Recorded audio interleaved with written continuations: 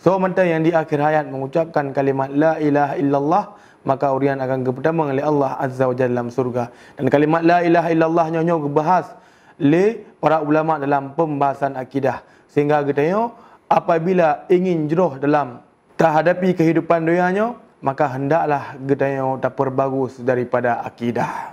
Sehingga sebahagian orang ni orang yang mengaku mendakwahkan Islam, namun yang ngedakwahkan kan dakwah akidah yang pun. Yang ngedakwahkan sebagian mungkin dakwah untuk tengok dapat maju ekonomi. Sebagian ngedakwah untuk tengok dapat perbaiki akhlak. Sebagian ngedakwah untuk tengok dapat perbaiki cara dalam bermasyarakat dan semisal ni. Nya betul. Namun yang paling utama adalah dakwah kepada akidah yang betul. Dakwah kepada tauhid yang mengajak manusia untuk menyembah kepada Allah Subhanahu wa taala dan mengkufuri sesembahan selain Allah Subhanahu wa taala.